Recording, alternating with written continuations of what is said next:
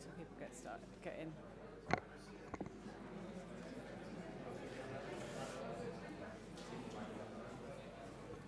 It's not coming on. Yeah, it doesn't work, right? This doesn't. Oh, it does work. It doesn't work. It does work. Hello, everyone. Welcome. Come sit down.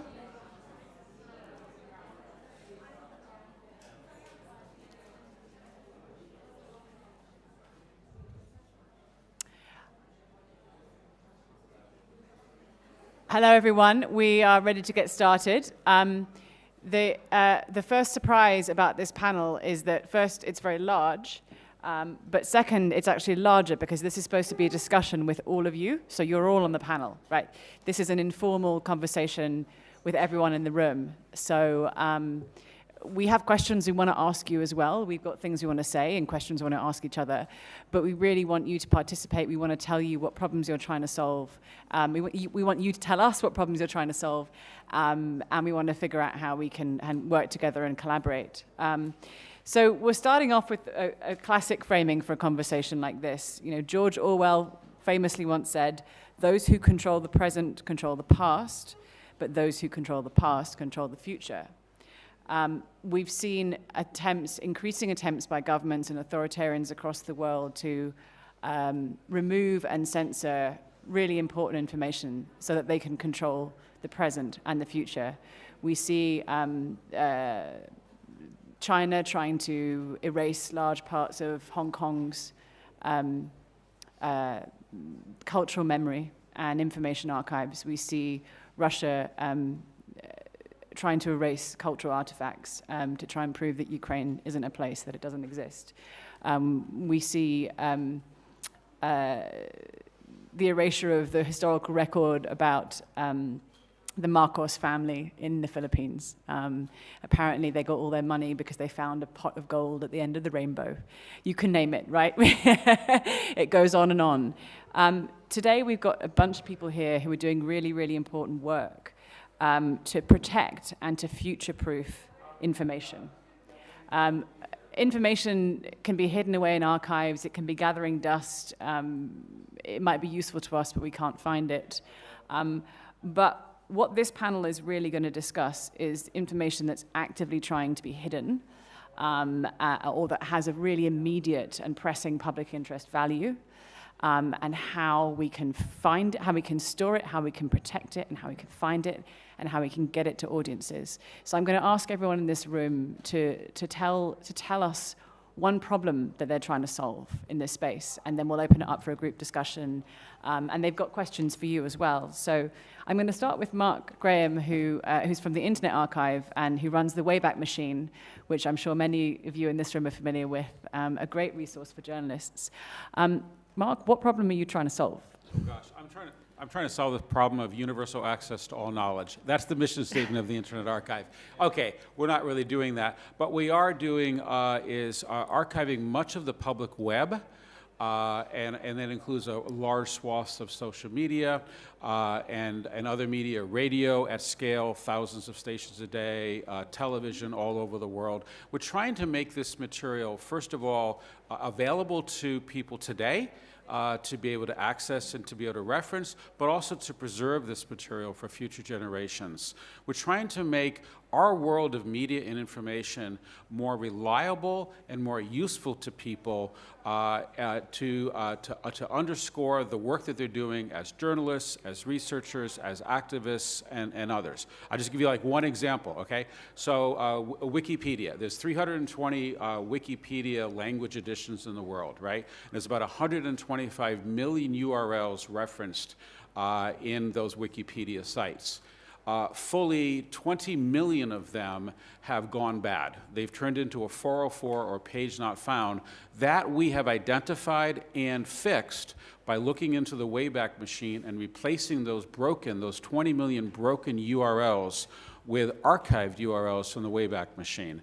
I could go on and on about examples in which we understand that the digital world that we live in and a lot of the analog world is inherently ephemeral, and we have to take active measures to help ensure that it's something that's going to be available to us in the future. Can I just prompt you there, because I think one of the most important things you said in our discussion before this was that a lot of information disappears not because someone's trying to hide it or erase it, but because websites go bad, businesses go bust, things get corrupted. And that's true, and that's a lot of the work.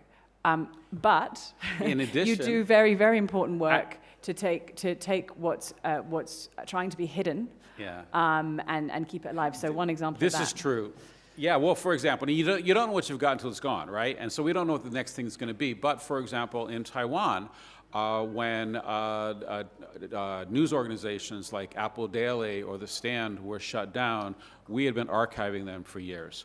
So there's a collection now of millions of articles from that were published in Taiwan that are no longer in Hong Kong. Excuse me. That are that are no longer available on the public web. In addition, in Russia, for example, many years ago, we started archiving independent Russian media. And we've been doing that at scale. There's now about 35 million HTML documents that are available, full text search indexed from Russian independent media.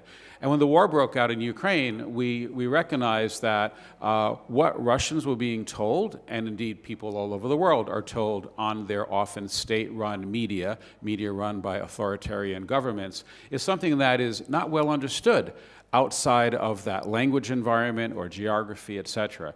So we began archiving initially 4 Russian television channels, Belarusian, Ukrainian, and now about 35 channels from China, from Hong Kong, from North Korea, from Iran, etc.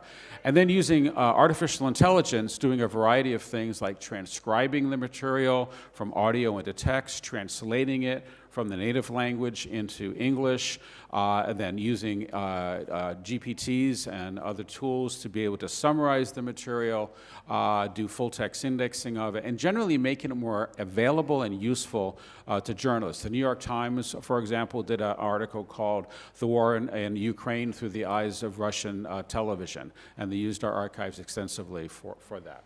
Thank you very much. Annie, it makes sense to come to you next then because of the examples shared. I mean, you had to leave Hong Kong after the national security law came in. You run Matters Media, which is a blockchain-based online community that shares news and information. What problem are you trying to solve?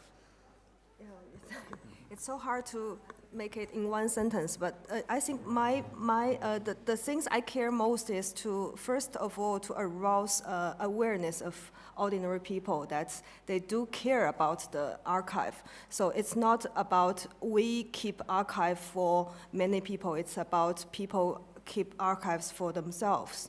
So I want to create, or maybe try to connect a framework that can make people anonymously and safely to contribute in the process of restoring history collectively. Yeah. Thank you. I'm going to come back to you to talk more about that. But Paul, it's just helpful to hear as well. I mean, you're the co-founder of OCCRP, which is a global investigative journalism network with members all over the world. You're trying to solve a lot of problems, but the one that's most relevant to this conversation. Yeah, well, we're trying to solve organized crime and corruption. So, which is a $3.1 trillion problem a year. Now, right now, between most of the investigative reporting organizations in the world, we probably investigated about 500 billion worth of corruption in the past 10 years. So if you think about it, from 500 billion, 10 years, to 3.1 trillion in 1 year, there's a huge difference there. So this is what we're trying to solve. A lot of that money, a lot of the information about where that money went is locked in archives. Now, us as investigative reporters, what we're doing is we're kind of building a blueprint of how to go after that money, how to expose that corruption, that crime, and how to be able to take back those assets, that were purchased with that kind of money. But to do that, you need the infrastructure, you need to build infrastructure, you need cloud computing, you need the tools to be able to experiment, to expand investigative reporting as much as possible towards the public, towards activists, and so on. So for me, The main problem is how to build the infrastructure, to work with archived information and to solve the past in order to ensure the future. Thank you so much. Claudia, I'm going to come to you now, and we're going to go into some use cases as well. So, Claudia, you run Question Publica, which is based in Colombia. You do investigative journalism. What problem are you trying to solve? Yeah, I'm trying to... Trying to solve the problem of the slide. Yeah, oh, no. Right now. Are you listening to me? Okay. So we are Question Publica, and we are an investigative media outlet based in Colombia. We have impact in our country. 12 Question Publica investigations have led to judicial, criminal, administrative, or sanctioning process in Colombia and abroad, like the Attorney General Office, Prosecutor Office, Supreme Court, and even the DAA. Uh-oh. Okay, this is Question Publica team. We are a young newsroom. And my team has to deal with two things. They have to do investigative journalism while they have to cover current events happening in Colombia, but enrich it with investigative journalism. So let me just have this. Okay. So we cover current events because as investigative media outlet, we have to stay relevant to our audience for the media agenda. And we cannot afford wait so much time to deliver investigations.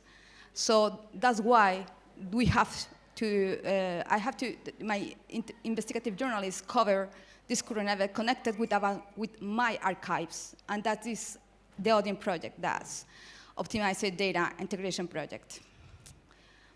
So we run under the zero waste concept in investigative journalism because my journalists lost a lot of time and concentration by covering current events connected with my own information, my previous investigations, and also do the investigations.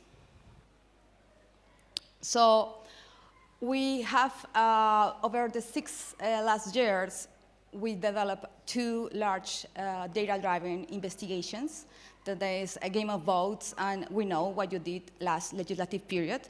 And we collect like 4,230 entities between companies and people and politicians and networks from those biggest investigations. Game of Votes is the investigation to the Colombian complex patronage system that exists in Colombia for wealthy political families. And we know what you did last legislative period is the investigation to the Colombian Congress members' wealth, power, business network. So previously to this tool that use artificial intelligence, Odin, we did this in a manual process. That is just my journalists find in Twitter a trending topic and just connected with a previous investigation that we had, and we made a thread in Twitter to just put it on the agenda, in the media agenda. And we look at it in our databases because we have all the information in complex Google Sheets in Google that fit my applications. And that was the manual process. This is what was the outcome. This took 3 hours before to my journalists. Now we use Odin that actually use, we vectorize our databases and use retrieval augmented generation method to train the AI tool with my own data.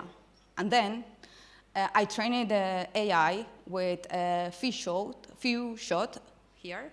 Well, I can, is this there? Is it there? Yes, few shot.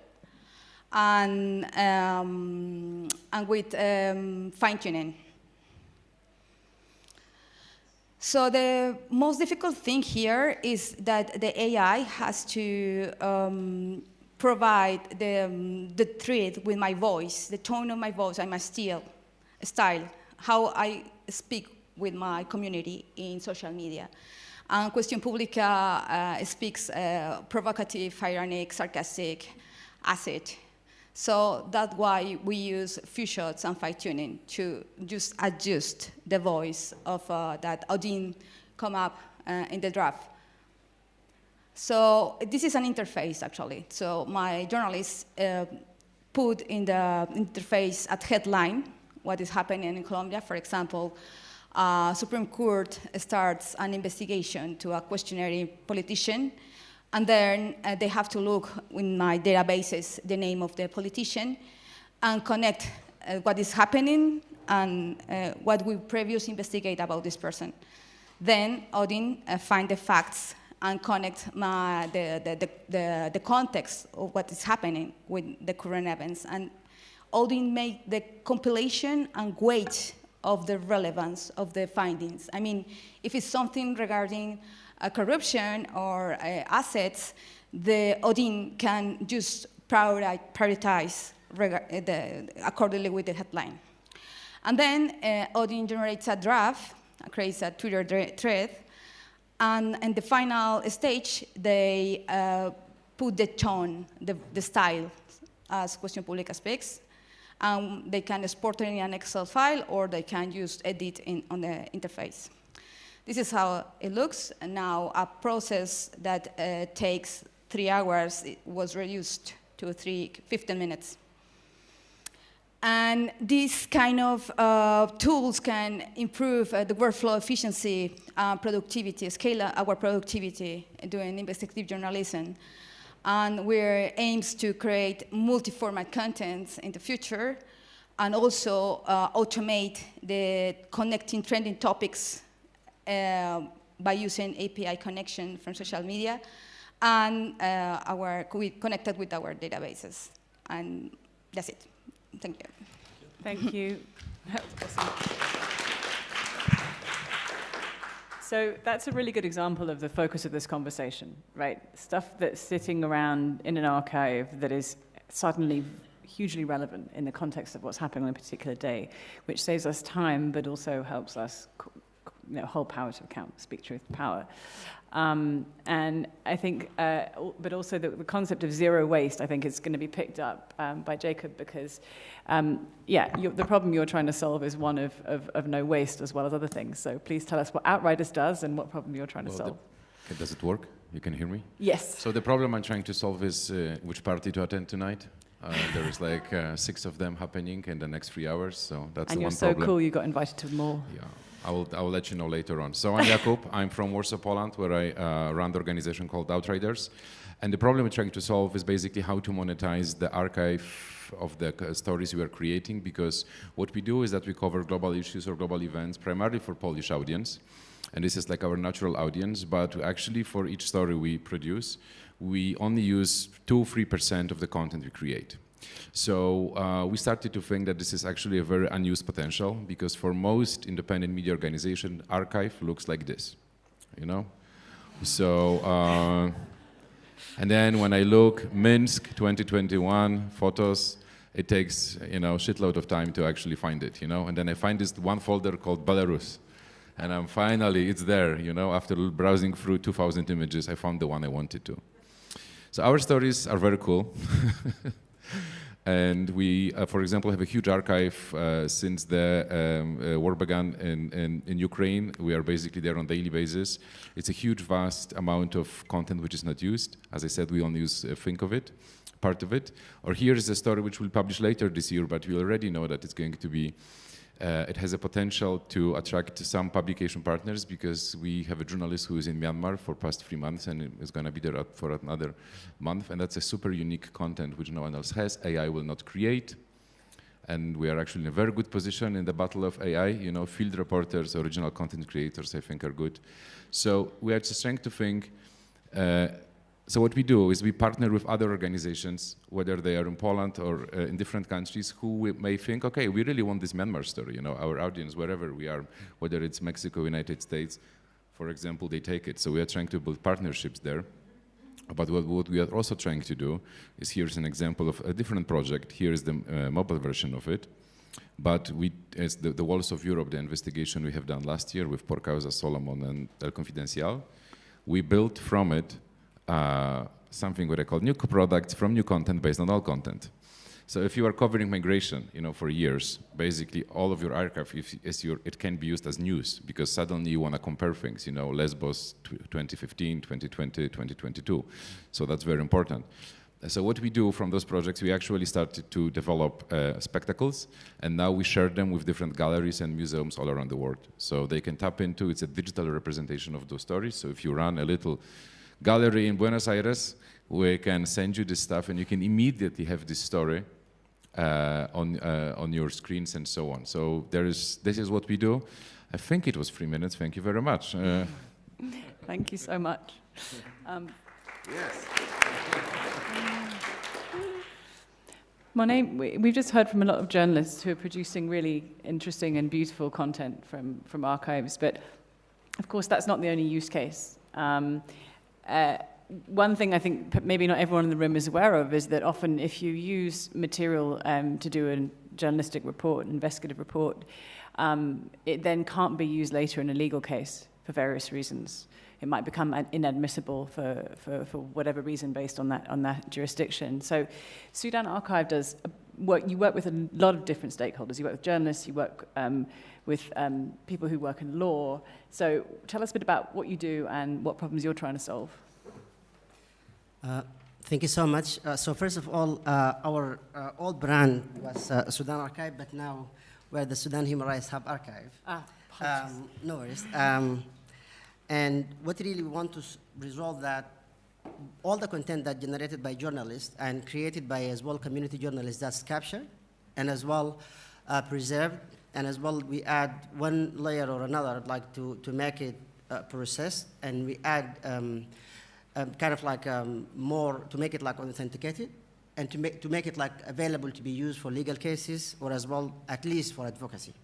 And tell us about the kind of material you collect. Yeah, so we collect all materials generated by kind of like open source and a little bit of closed source. So closed because it's complicated. So Sudanese Archive for Sudanese Human Rights, Sudan Human Rights Hub is really, from the name, it's like from working in Sudan now.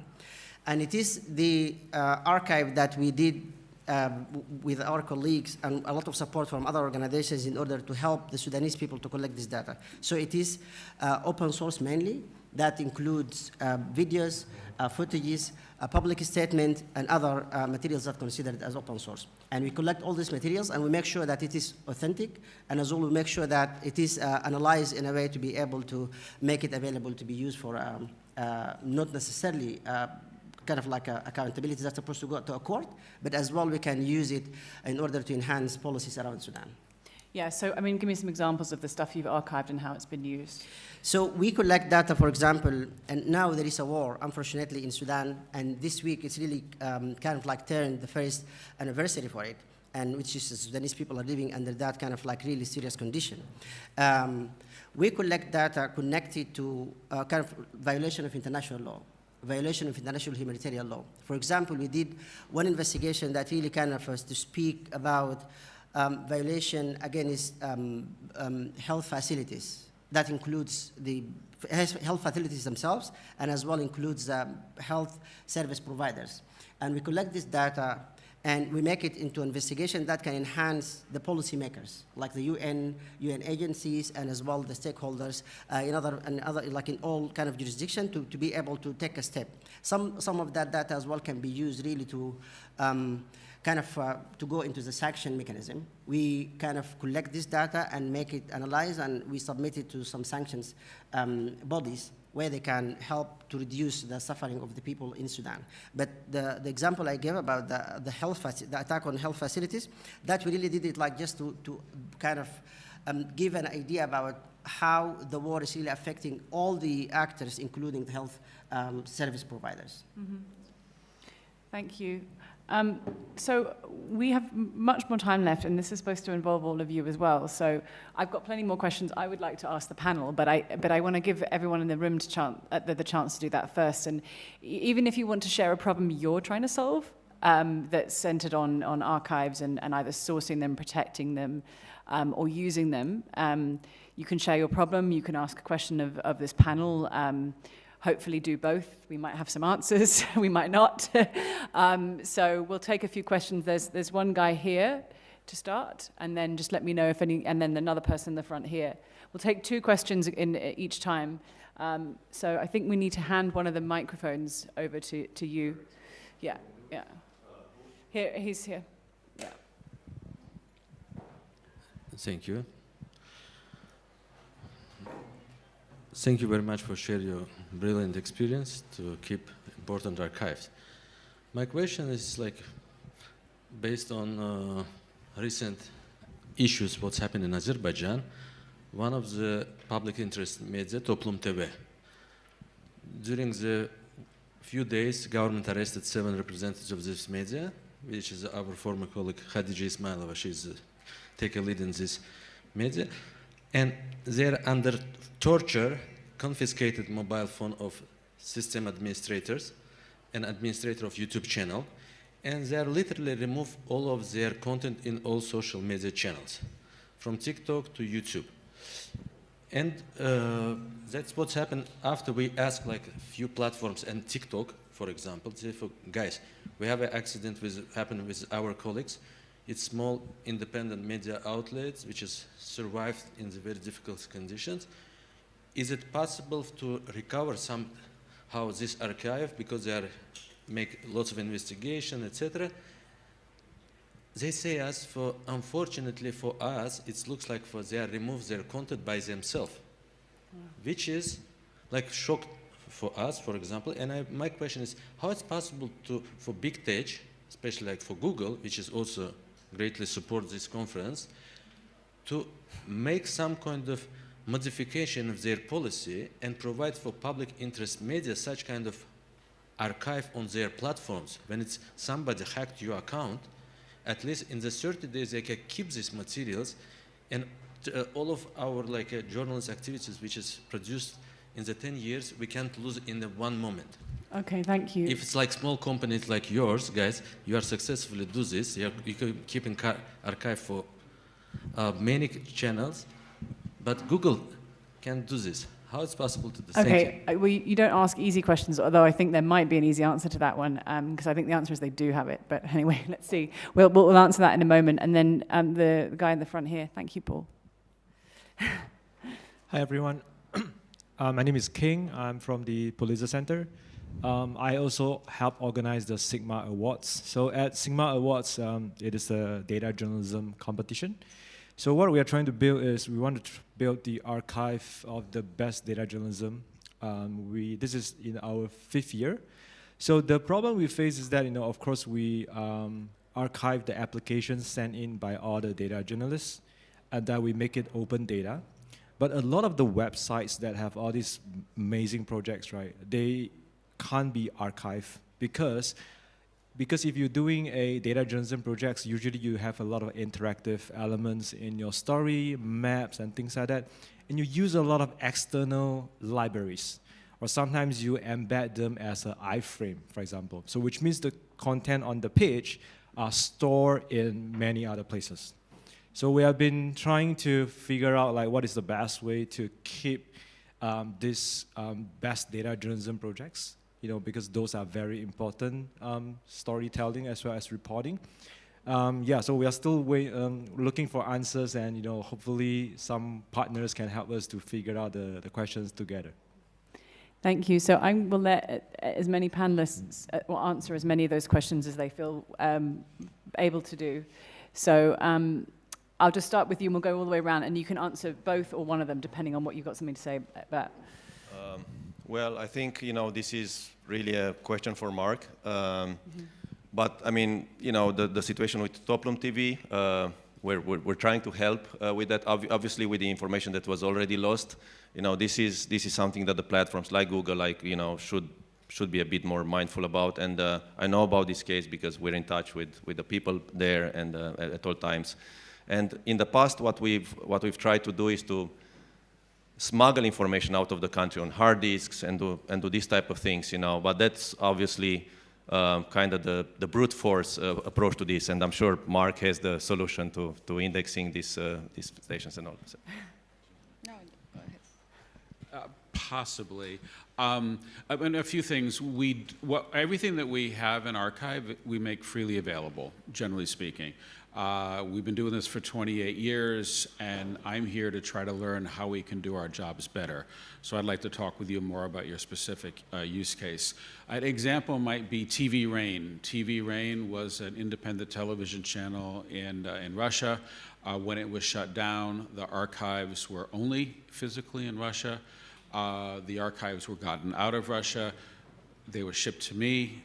We reconstituted 120,000 shows at the Internet Archive of the entire history of TV Rain. So we are sometimes we get lucky. If we had been archiving TV Rain in real time, then it would have been a lot easier. There may have been another question about sensitivities.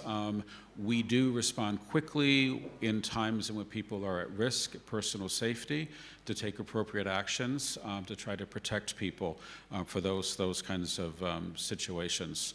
To the question about, first of all, digital media writ large is like complicated, and the web, even just the web, the subset of that is messy and enormous.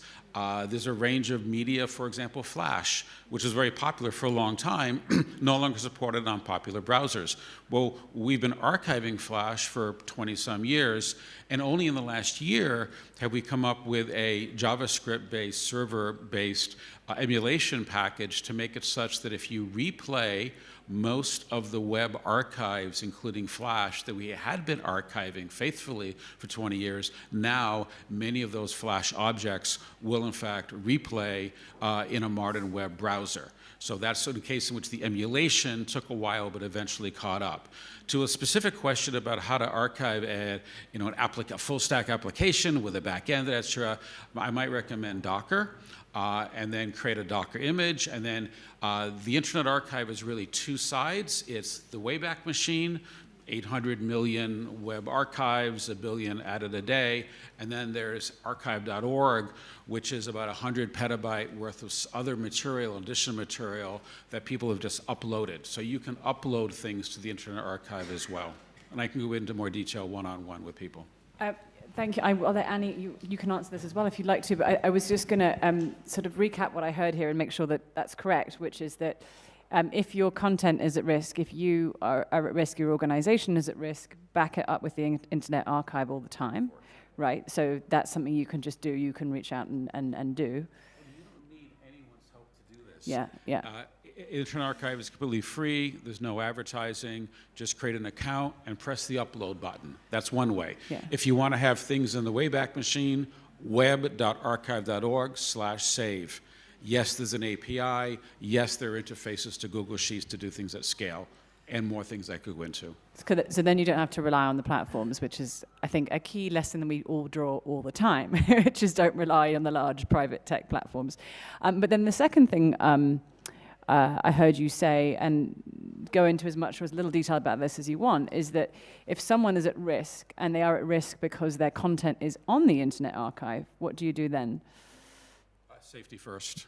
So we, no questions asked, and then we'll, evaluate after the fact. But you keep it alive, but you don't make it visible, if that's necessary. We exclude certain material from access. Yeah. And in terms of access, more than 1 million people come and use our site every day. So we really try to embody the idea that use drives preservation. And so when people use our service, if something doesn't work, we're able to know about it quickly and then try to make it actually work. Mm-hmm. Annie, do you want to say something on? No. And anyone on either of those questions? No. Okay, so we have, I think, 3 more in the front row. Did you? So there's 1, 2, 3. Yeah. Yeah, I want to share a problem, and maybe some of you might have a solution. I'm running a solidarity program, support program for Afghan exiled journalists in Istanbul. Yeah, I'm personally German, working for German media, mainly public media, as a documentary filmmaker. And the colleagues I'm working with, they're partly exiled in Turkey, but they're also in Afghanistan and Pakistan, Iran. And they produce all kind of different content. So they're investigative people, but I also have a cartoonist and actually quite many women, very many women who are not able to work anymore in Afghanistan. So at the moment I'm trying to find places for them. That's mainly what I'm doing at the moment, talking to different media outlets. There is a cartoon movement where I can maybe place the cartoonist, but I realized that there is a kind of, for me, hidden censorship on women issues regarding, there's a campaign actually that the Afghan journalists, female journalists are running against gender apartheid. And wherever I'm knocking at the door, it's always the answer like, well, Iran at the moment is more important. I have very hard it's very hard for me to access, and there are activists included that were tortured in prison, so very important content. So my question is, can I approach, for example, I was thinking about Outriders, we also do video, yeah. And there are some women activists who talked to us actually about their violence, gender-based violence experience in prison, and where we are actually very sensitively at the moment coaching them and asking also, do you really want to publish that content? Because it's very personal. And they all say, yes, but where? Mm-hmm. Yeah, so okay. Maybe if you have an idea. Okay, thank you. And then there's a lady here and a lady here, and we'll take all three. Thank you. Thank you. Yes, I'm sorry, this is going to be a problem-solving session, but I just wanted to see if any of you dealing with archives have a copyright issue. I am an incidental archiving. I'm an academic from Serbia, and during the 90s I did a lot of media research, so I ended up with a lot of VCRs, like home video of war in ex-Yugoslavia, elections in the turbulent decade, street protests. So during the last decade, I digitalized it, and it turned into a kind of political communication archive.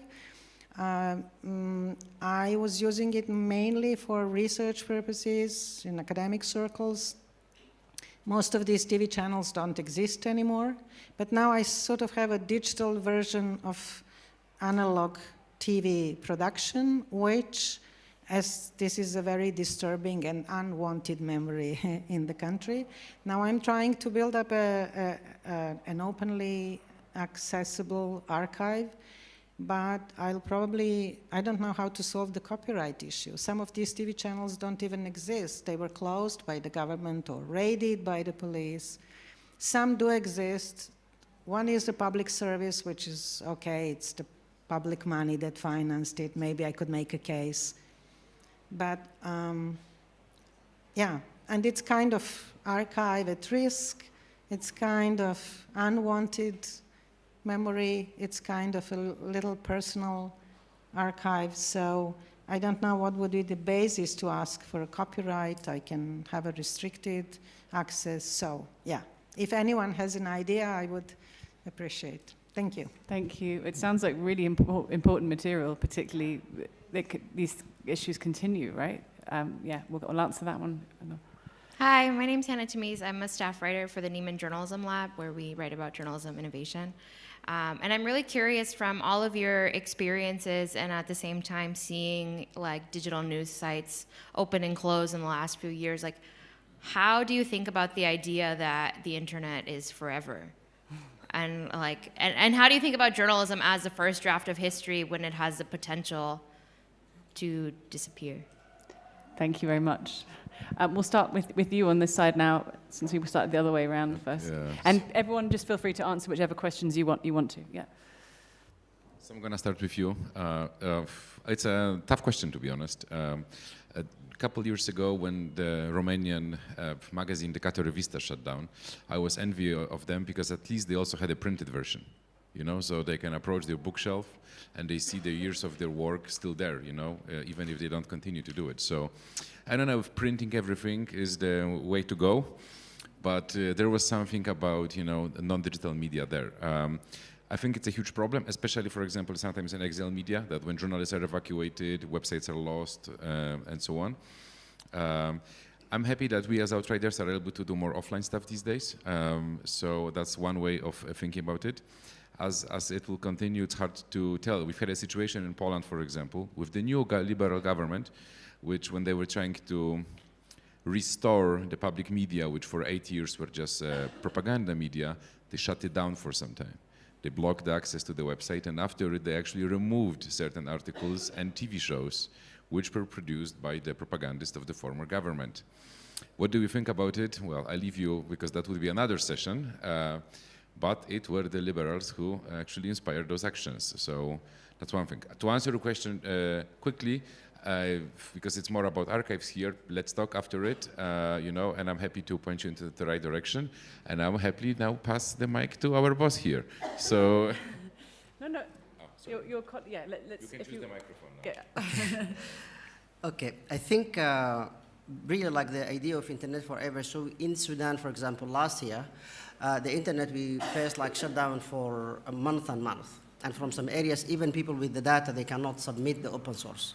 And we face some issues. So my colleague over there, we developed an application called Shout. That way you can send materials even if there is no internet, but as well as going to be limited, and as well it has to have a reception. Now we are facing a place where there is like no coverage at all. So that can be as well if actually like a multiple layer problem. And I think, yeah, so things like that. We did the same, having as well some hard drives. They are well in the war zone. They have some issues too. They can, someone can get like exposed to some risk because they're having some physical archive in those areas unless it's somewhere outside.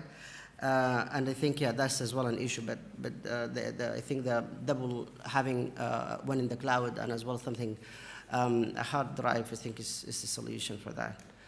Yeah, I guess the same thing. We're doing as well some, like providing some solutions with like our limited capacity to some sensitive data to be archived separately for the users, and we don't have access to it, but as well now we're facing some issues.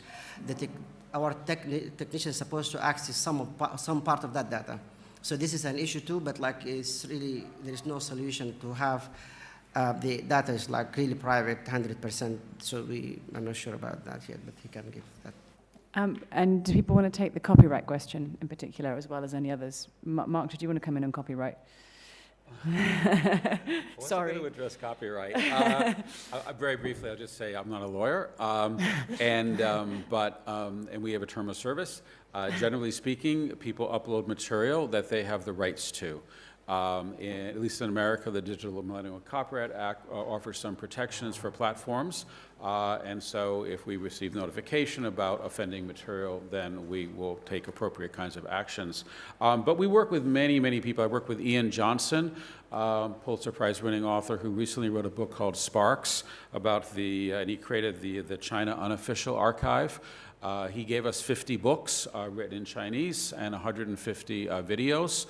We digitized all of them with him and made them all available as a way to help preserve the stories of scholars and historians in China whose voices might not otherwise be heard.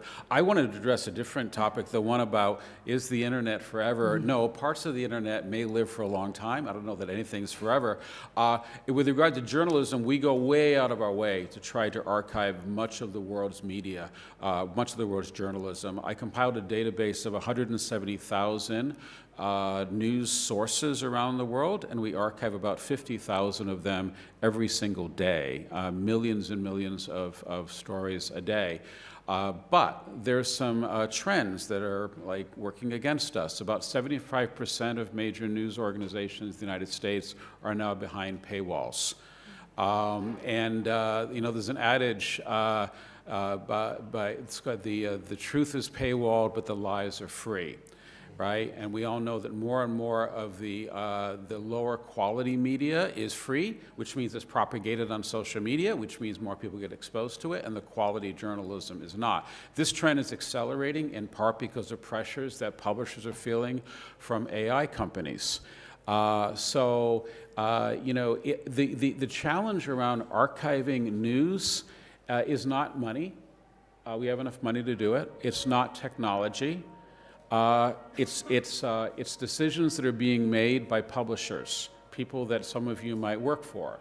The decisions that are being made for them to put their material behind paywalls and to have that material not be archivable.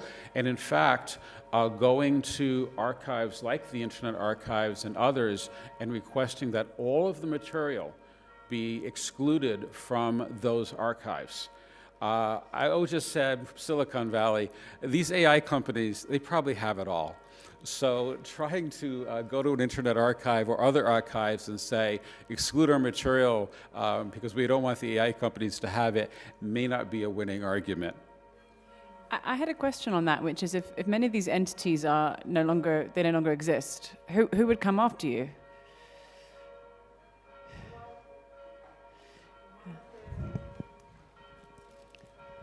Thank you. Well, there were some private channels. They closed down, but the actual owners might be alive, and they might not be happy to have this. Some others were raided by the police. As I said, they were closed down, or let's say B92 archives or things like that. And this is not something that anyone wants to see preserved. But this is a kind of paywall, exactly. Maybe they don't put a paywall with money, but you know, this is officially aired material, publicly aired material, but no one donated it to me. So who am I to preserve it? Yeah, even if the risk is low, the price is very high. But they might be some, most of them, well, a lot of them might be the only preserved copies of that television of the time. Yeah. Well, it sounds like you two should talk afterwards. Did other people? Yeah. So Annie, and I see our Argentinian friend. I see one person there. I see one person in the back. We've got plenty of time. But anyone else that wants to speak, go ahead, Annie. I want to add. Sorry. I want to add one sentence on the Marx, the paywall thing, because I'm originally from China and stayed a long time in Hong Kong. For the past 10 years, I just realized a reality that independent voices are behind paywalls because of the sustainability thing. But the propaganda are outside paywall and are free and everywhere and at a huge amount. So that's the one question of the so-called first draft of history is like that. And also the forever thing. I think internet is not forever, but I think one layer of the reason why is the consciousness of internet is forever decrease people's awareness of restoring history. For example, in the traditional media era or in the books era, we have millions of museums to restore special issues or different archives, but in nowadays we only have one internet archive, right? We have nothing else. So, for example, in my practical case, I used to participate in two historical online archive projects. One is about 1989 Tiananmen movement in China, and we accumulated almost 35 years books and articles. And another one is the pandemic period, the past 3 years. But the latter one is much more difficult because all the pieces are very fragmented and hard, and almost half of them are already deleted, and we need to find the original source. But the 35 years before things, it's easy because we can digitalize hundreds of books. Yeah. Thank you. Yeah, go ahead. Yeah, just two issues on. One on copyright. Copyright is obviously very, very tricky. And what we do as investigative reporters is to invoke the public interest. So whenever we have to use copyrighted material, we invoke the public interest, and we prove the public interest. And that's something that will stick in court as well. Now, copyright can be used against us, lots of times in very tricky ways. I'll give you one example. It's kind of insane. So we published this investigation, actually a series of articles. And the party that we were referring to hired the company. They copied the articles. They posted them on other websites. They backdated them and they claim copyright over our own materials. And they claim copyright, with the server providers, with Google, to take down from the internet these articles. So there are companies out there that are playing with copyright against the public interest as much as possible. And on the, okay. Go ahead. No, on journalism as the first draft of history, I think, if you look around here, and you go back in time to the 14th century, 15th century, 16th century, you'd see that, in these churches here, there would be a lot of books, that were preserved here and not shared with the public at all. And lots of those books are lost right now. That was a draft of history that we lost. And I think the key with journalism is that indeed this is the first draft, but we need to go to the edits, to the proper versions. And that means going larger scale, going archive.org, going to places where we can open the information as much as possible. But that comes with a lot of tension. Because I agree with you partially, Mark, on the LLMs and the AI training the data on this type of content. At the same time, if you give it away, you won't be able to take any money from these people if you sue them, because they've already trained their models on that. So there's some tension there as well. And I think, that we have to eat and we have to survive in order to produce information, like argument loop. But we won't go down there now because that's a massive rabbit hole. Our Argentinian friend here, lady over there, and a gentleman at the back. Hi, hello. Maybe it's more for Jaco, but the rest of the team also. So I am from Argentina, as she said. I used to work in a media organization in Argentina, and we won Google News Challenge to work on undermine the bias of archives using computer vision. So the problem that we found in the process of trying to work with our material was that the computer vision archives was not ready to understand Latin America perspective, so they have no idea about the people that we are uploading to the system, right? So there is a lot of face detection about politics, etc. So all the tools on the market are really trained by white people in Silicon Valley. So the question is if you are aware of this and if this is a problem for companies that are working with images and videos, and if there is a kind of solution between the independent Google Drive images and the big corporations that are using computer vision to understand. Thank you. Lady there. We'll do three. Hi, I'm Katya Patton. I'm a reporter, and I wanted to ask you to speak about curation and what role do you think you have as archivists, if any, in curating. It seems to me one of the contradictions in archiving digital records is just the sheer amount of things you're trying to make sure things don't disappear, but then you have such a massive quantity of data. How do you just not end up with a lot of noise besides making it searchable? And then a quick second question, if you could speak a little bit about where things stand with platforms, if you've had any success working with platforms in better preserving, especially like political speech on Twitter or Facebook. I know there's been some issues with kind of having trackers work on scraping and preserving information on platforms, and some resistance on collaborating. Thanks. Thank you. And then the guy at the back there. Hi, thank you. I'm a researcher at the International Crisis Group. I work on social media, technology, and conflicts. And I'm a huge fan of the Wayback Machine. It's been my best friend because I literally see parts of the internet disappear every week in front of me. In the past 6 months during the war in Gaza, we saw disinformation appearing, like OSINT accounts posting certain things and then deleting them right after. And my own archive of archive pages is becoming unmanageable. But on top of that, my question is about research. How do you actually manage your own archives of what the internet has lost when it's really hard to know what you're looking for exactly? Because, for example, again, using the example of Gaza, I was looking for things that happened in 2014 and 2021 that I know happened because I studied them back then, or I reported about them when I was a journalist, and I cannot find them anymore because unless you find a URL in an original article that somehow survived, and you go back on the Wayback Machine and retrieve that article, the information is lost. It's not indexed on Google anymore, et cetera, et cetera. So how do you actually deal with, in a way, keeping the memory alive when it's hard to, like, it's your own memory that tricks you, and yeah, you got it. Thank you. Those were three big ones. Right, you wanted to come in, Jacob? Yeah, my answer to Mariano is no. But we are experimenting a lot right now with different AI tools. And I mean, for me, what is really important is actually the archives of audio, because visual is not that problematic, to be honest, especially if you know the story somehow.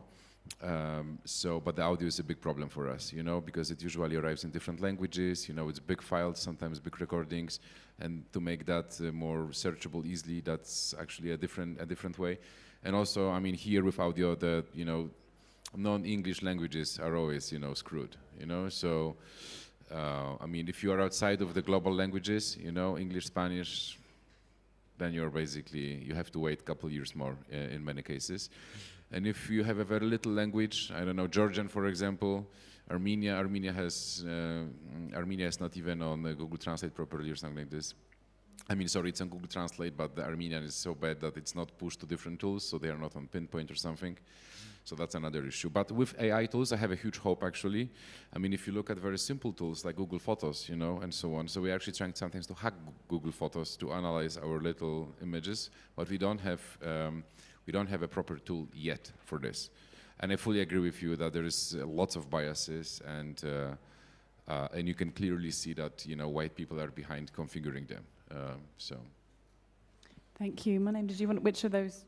I think there was, I counted about 9 or 10 questions there between the three of you. Yeah, so I think, first of all, about the AI, that the AI can study some language. So so I'm from Sudan, we have the Sudanese Arabic, which they're like, doesn't have really like grammar. Like if we're like two Sudanese, we speak with different grammar rules. It's so difficult to find an AI to resolve that, and we've been facing this. So for example, we've been looking for cases for hate speech.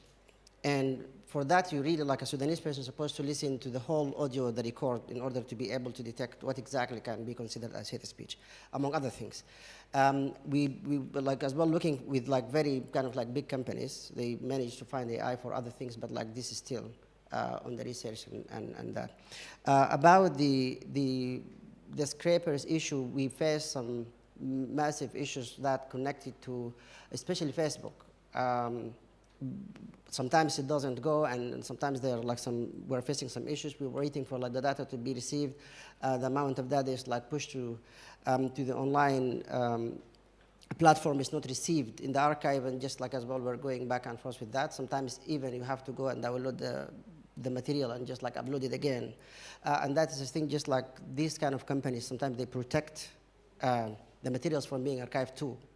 And as well, because Meta in particular, they were, I think they faced like a case at some point because they uploaded content in Sudan and I think Afghanistan that shows like really like kind of a very harsh material that shows battle and people carrying guns and like having very direct confrontation. And that, I think because of this, really like materials now become so difficult to archive it in a way. But like there's some other issues. So in some of that case, really we only sometimes did it through that. There is one company, my colleague Ben Day can speak better about that. There is some solution for it. It's not automated, but he can speak about it. But my colleague, that can be later. Annie, which of that rich menu of questions did you want to take? Maybe the curation part. Mm-hmm. Yeah, I really believe the curation is very, very important because it's the only way to keep the archive living in present. And the two methods we use to practice is one of course is the professional curation, like you collaborate with artists, and we collaborated a lot with artists and the museums and also bookstores. So we try to bring this boring archives in the reality, and try to make ordinary people think it's related with them. Yeah, so in 1989, June 4th Museum, we do it to collaborate with New York and the Paris local museums. And also, I think another way is we are trying to do it in the pandemic archive. It's just like community curation by themselves. So you open a certain scale of data to the ordinary people and try to encourage them to curate their narrative of history by themselves. I think this is one of the maybe important way to arouse people's awareness. Again. Thank you.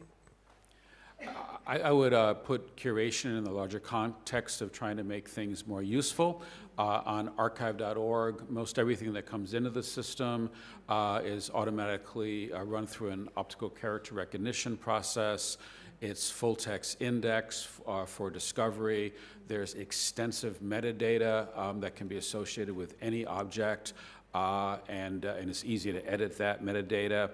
For certain kinds of material, let's say large numbers of, say, tweets from a certain politician, we can produce a multi-thousand page long book, as we refer to it, digital book, which is full text indexed. Andrew Kaczynski of CNN has used this extensively for a lot of reporting.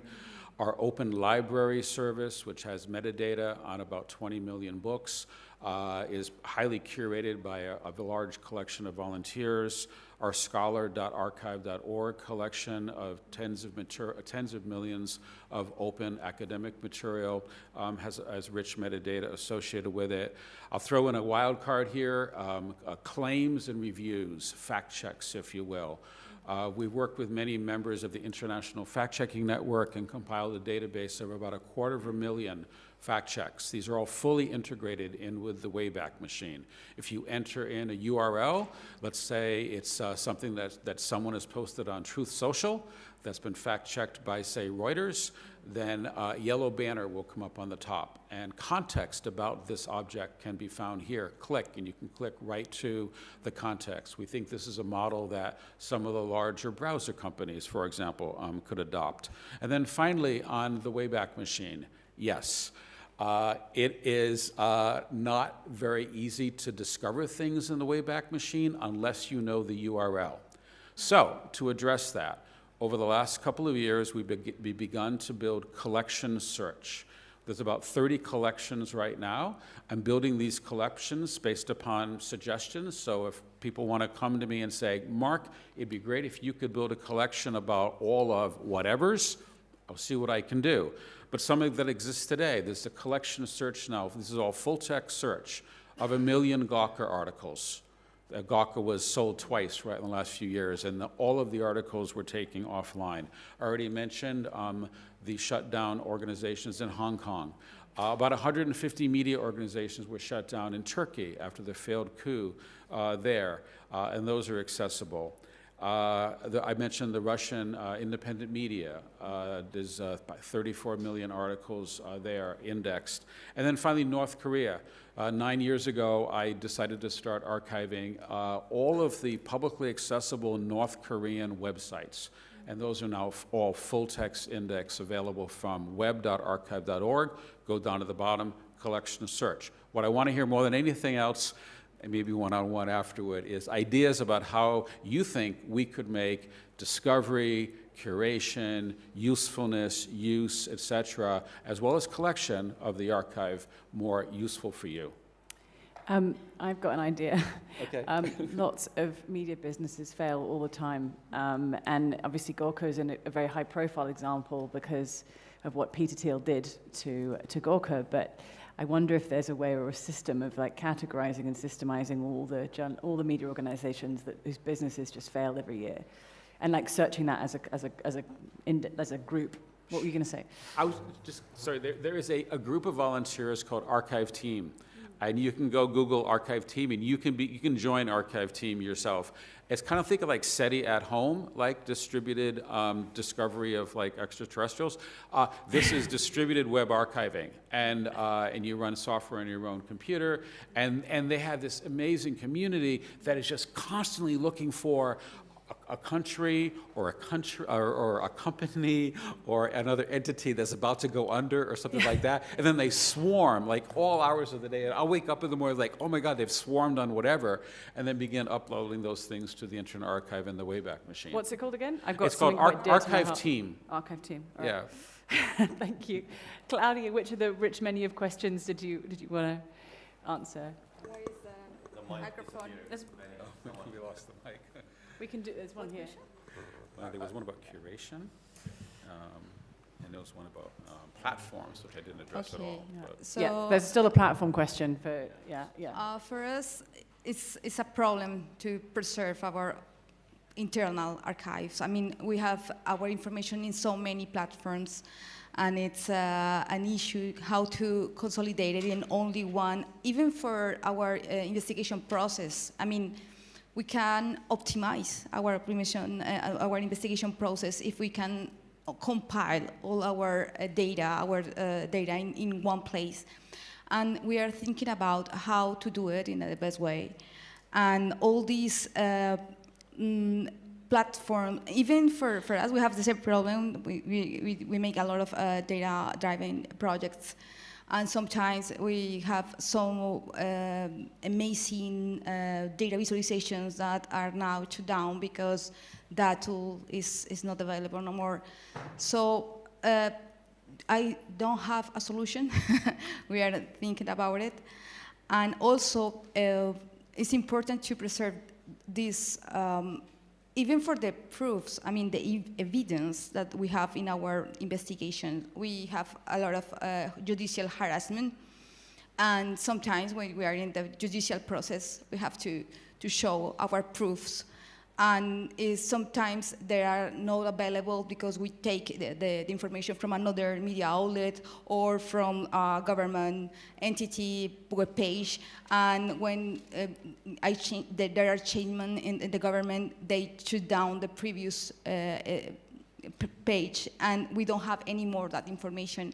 So when we go to the judicial process, that's a problem. So we have this evidence, these proofs in our internal manual archive, but there should be another solution to really take care of that for this problem. And also, in Colombia, we changed president each 4 years. When a new president came, they changed everything in the digital image. Web pages, archives, and there is a problem in open data, government open data, some way. Some of our applications are connected with API of the government, and for example, public contracting, and they change the API so many times that our applications doesn't work anymore. So that's a new issue that civil society organizations and journalism have to deal to. Thank you, Paul. No, I think we've got to keep. Yeah, just quickly. I mean, for me, I mean, besides curation of the information, I mean, of course, as investigative reporters, we work with all types of information, from press articles to leaked data, and with this type of data, the way we cross-reference the data, can create a lot of damage if it's not in the public interest. So we have to be very careful with what we open, what we don't open to the public, and all of that. So that's a little bit of a game there. But really the most important thing, in my opinion, to solve the corruption and crime situation is to make archive speak to archive. And that's not just simple Boolean searches. These are really complex systems. For instance, if you start from Claudia's project, the game of votes can be done in every country on earth. The same project. If you have access to the data, obviously. So how do we make, her project, speak to the world, to be used in other contexts? I think that's the big problem, because you go from the press article to the public data to the to a data that's locked somewhere, and you have to create systems that work, and that spit out, this type of information that can be used in the public interest. So I think curation plus the way we design systems, I think that's key to preserving archives in a way that makes sense to people, not just to keep them somewhere safe, but to create something that's valid out of them, something that's alive. Thank you. Yeah, I mean, that's where we started, wasn't it? The networking and scale effect, right? That's the point of this. We can all build our own customized special things which are for serve our needs well, but how do we scale, replicate, and network that information? Yeah, please do. Yeah, and if anyone else wants to ask a question, please put your hand up.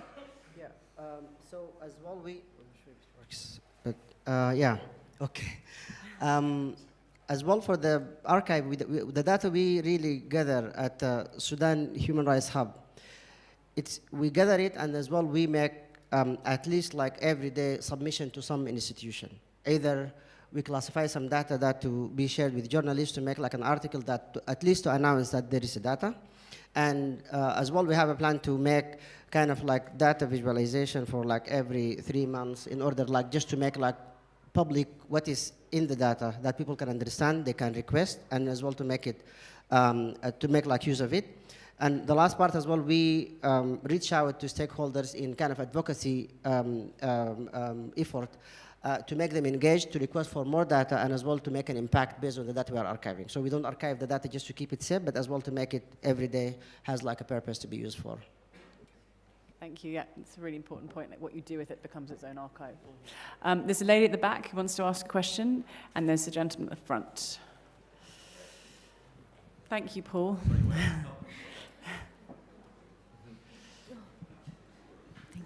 Thank you very much for sharing your expertise. So I have a question about sort of the interaction of data archiving connected with how to use the AI tools to process the information, and also a bit of connecting archiving and a bit of up-to-date product or sort of a presentation of what's going on.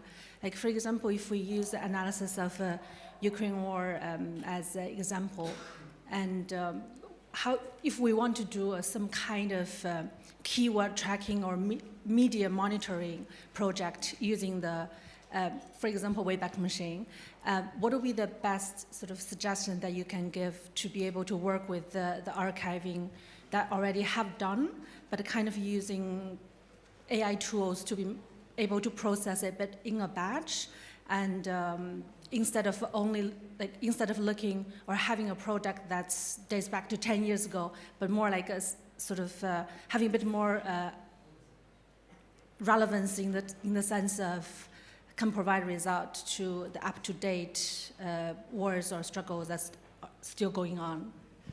Thank you for that. And then we have a question here at the front. And oh, there's one in the middle as well. Maybe the one in the middle can go first, just for ease of access. Hi, thank you all for being here. My name is Mara, and I work for a magazine called The Dial. And I was wondering if you could speak to the physical storage of this data and data centers. We published a piece recently on the proliferation of data centers in Ireland and environmental concerns around storage of data, as well as like concerns about preservation. So I was wondering if you could speak to how you archives. Thank you. And then at the front, and I think that we'll wrap up after that. Hello, thank you. That's a very good session. And I have a question. Do you foresee any problems by the GDPR rules or in general privacy rules and the right to be forgotten for archiving system, and how you are going to deal with this? Okay, thank you. Paul, do you want to go first since you're holding the mic? Are there any other questions you want to answer? If you don't have to, if you don't want to. Well, the GDPR one is very painful for us at OCCRP, and the right to be forgotten, because it's always invoked by various oligarchs that we write about. They hire really good lawyers, and these lawyers are specialized in these rulings, and they use this against us a lot. Again, we invoke the public interest, and we usually win the argument in court. but it's something, and we win the argument with the ISPs, with the internet service providers, and with Google and with others, you know, so the content is kept up. But this is a continuous struggle.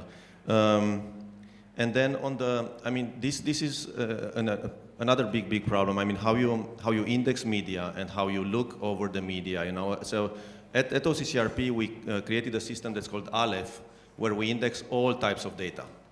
And there are lots of scrapers going out every day, every week, collecting information. And inside the system, you can build alerts of terms that you're interested in, or facts that you're interested in, and that will send you an alert that there's something in this media mentioned about this. Now, we only index investigative media because that's what's of interest to us. But I suppose Mark will have an answer about the other types of media.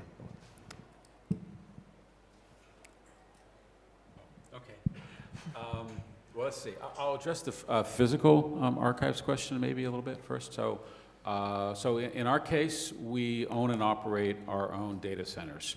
We find that it's like a lot cheaper, and it gives us a lot more flexibility. Super briefly, 20 terabyte hard drives cost about $300. You can put 36 of them in a computer. You can put 10 of those computers in a rack. Now you got like 7 petabytes sitting on a rack, if I got my math right. And then you start just putting them into buildings. We're really frugal, really frugal. So we don't have backup batteries or air conditioning. If you come to our church, our office in San Francisco is an old Church of Christian Scientists that we've converted into a temple for knowledge. You can see a lot of our servers. They're there. You can touch them actually. And see the lights flashing when people are using them. We happen to be paranoid, so we have multiple of these physical archives in different physical locations. So material is written to at least 2 hard drives simultaneously, and everything's automated. So if a hard drive starts to say it's sick or goes down, then its sister or whatever will be put into read-only mode, and then quickly another process will fork and we'll make a copy of that onto yet another third location, etc.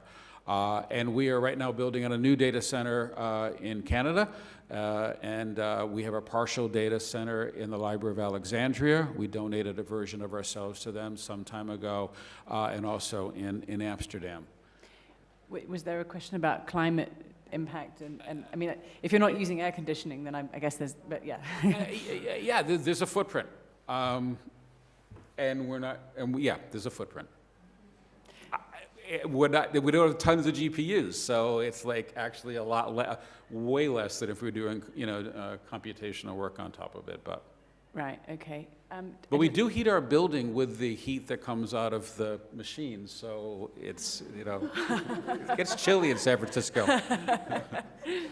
Does anyone want to take any of the other questions? What was the first one that we didn't get to? Oh, there was a lot about AI. Oh, yeah. And integrations. What was the question? What was? Was how do you take information that's, for example, stored in the Internet Archive and use it and develop it, which I think is quite a hard one to answer without a specific use case, but. Yeah. I've got a couple. Okay. So, I mean, I briefly introduced one of them earlier on. For example, a pipeline around, I'll take Russian television. So we bring in the Russian television, and then we we process it with Google's Chirp system, which allows us to do transcription of the material from audio into Russian text. And then we use a Google translation module to translate that into English. Then we use Elasticsearch and do a full text index on top of it. We use some of OpenAI's tools to then take that material and take, say, a 24-hour time period for a given TV channel, identify the stories, so we cluster the stories, and then summarize the stories into a couple paragraphs and create a headline for it and put a nice web interface on it. So that's a way in which we're trying to make that material more accessible and more useful to people. We also happen to do 4-second thumbnails and produce a visual grid that's super easy to navigate, so you can navigate video very, very quickly. There's a number of other AI tools that we're using to do things like identifications of objects and other kind of characteristics of the video itself. I mentioned OCR. OCR is a kind of a machine learning process. We use that at scale. Almost all of the material available from the Internet Archive is accessible via APIs. So other people have built systems on top of material that we happen to have, and then can integrate that into some of their own AI-based workflows. We're also using AI now extensively to take material that may come in as non-structured. Let's say a journal, for example. We have about 450,000 years worth of serials, 14,000 titles. Some of them go back a couple hundred years. So we got them all on a microfilm. We've digitized all of them. So then now you have this big digital file, a couple hundred megabyte of images. So that you use optical character recognition and turn those into text. Now you got a lot of like non-structured text. What you really want is you want the individual articles and the metadata, the authors, the dates, the subject matter, et cetera, for all of them. And that's a problem that theoretically AI is well suited for. I can tell you that right now we're working really hard to crack that nut, and we're not all the way through. Thank you so much. Yeah, go ahead. Yeah. Pinpoint, that is this tool from Google. Use artificial intelligence. So with Pinpoint, we can just identify different entities and different kind of document formats. And this is very useful for us, for any investigative journalism, to really connect the dots. So that's one of tools. Thank you so much. This was a really tough slot. It's an hour and a half, and it's Friday, and we are all standing between you and an Aperol.